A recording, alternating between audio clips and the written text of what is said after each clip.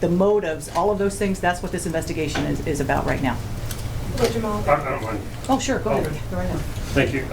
So I'll add on that, but first I just want to also express our regards for the victims' families, those impacted by this tragic event.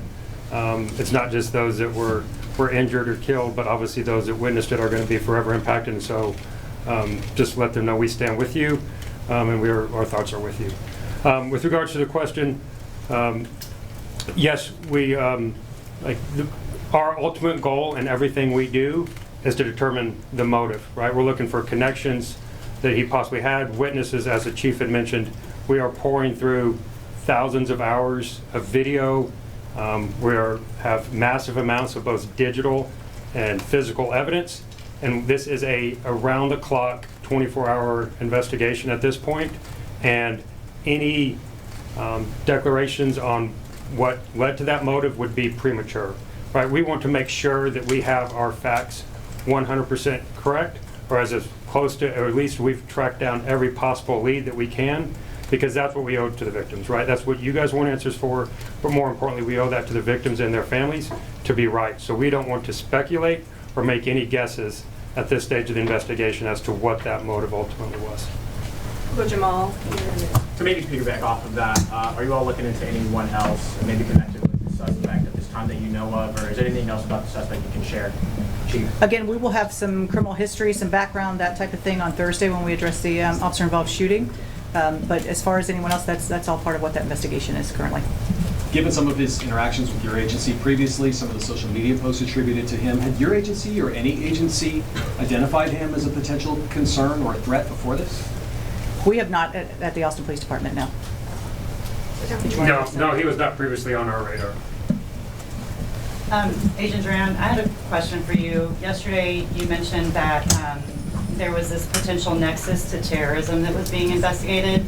Can you tell us what that means in regular words, and also what those, what we've learned about that? So any act of targeted violence, which is what this was, we're going to pursue all investigative lines, right? And that is certainly one of them, along with multiple other avenues of where this could go, right? It's always very difficult to determine what's in an individual's mind that leads them to commit this type of violence.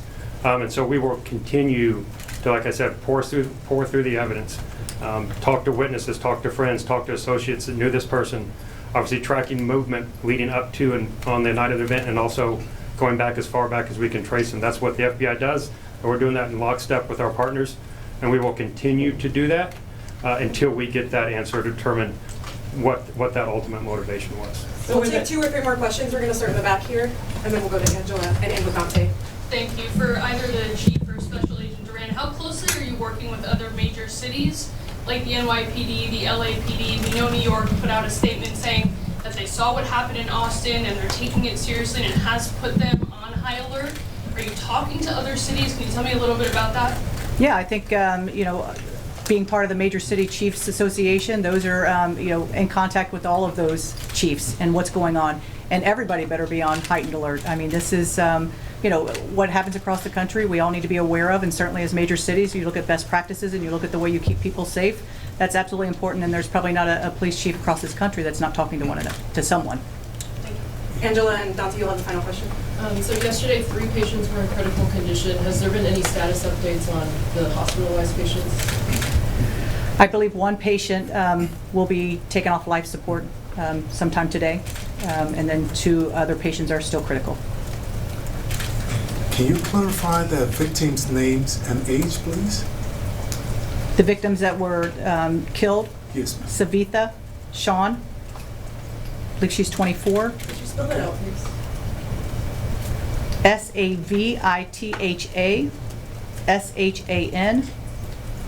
And Ryder, Ryder, Harrington, Harrington. I believe he's 22. Thank you. Dante, final question? I'm curious if you think that Austin's recent Safer State Street initiatives and things like that contributed to passive response. Absolutely. When you look at again, I talked about the Alert Center and our partnership with Texas State and what that does. And I made a note to myself because it is, we have CAST, which is our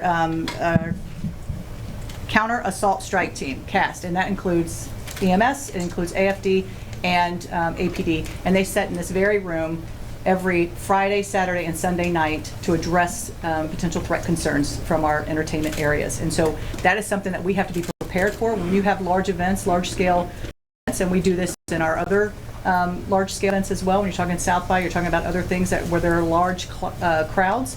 We are there and prepared. So absolutely. Thanks so much, guys. If I might add Yep. one thing to that, in 2024, and Chief Lukritz and I talked about this yesterday, I guess it was, in 2024, the City of Austin also created the Downtown Area Command with EMS so that we would be better ready. That's what the recommendations coming from the professionals in EMS said they wanted and needed, that sort of thing, so we would be better ready. God forbid there was a situation like this, and we think that also played a significant role in addition to what the chief was saying. Thank you all.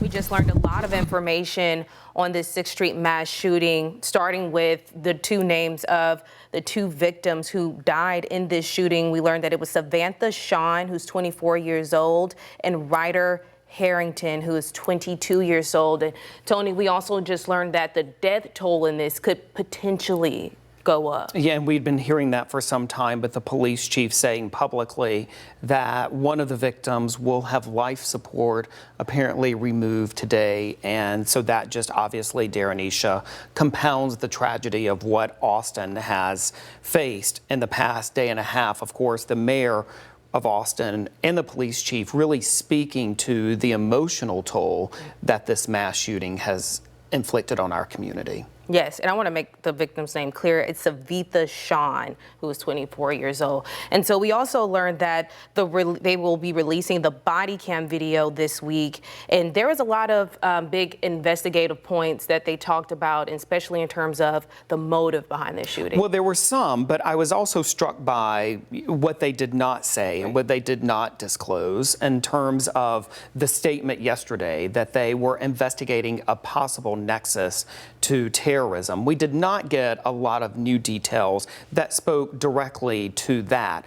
But the FBI agent there talking about all of this investigative steps that they are now taking. He says that they've got thousands of hours of digital information that they will be going through. But there was no real detail or information that was released today that really spoke to, in a comprehensive way, why they believe that this may have been an act of terrorism, Darrenisha. But of course, that is part of a sprawling, very large-scale investigation. Right. And they pointed out to the city of Austin, how the city has come together and just rallied behind one another. And I think that's important in such a tragic situation like this. And we have certainly seen that over the past 24 hours. Of course, with regard to the investigation, we will be learning a lot more and, Darrenisha, seeing a lot more, the police chief said, in the next coming days with the release of body-worn camera video from those 3 officers and others who opened fire on the gunman as this was all transpiring. All right, a lot of information coming in the days ahead. We'll bring you more live coverage on this weekend shooting today on KVUE News at 4, 5, and 6. You can also find our coverage on KVUE.com and our streaming app, KVUE+. For now, we'll return to your regular scheduled programming.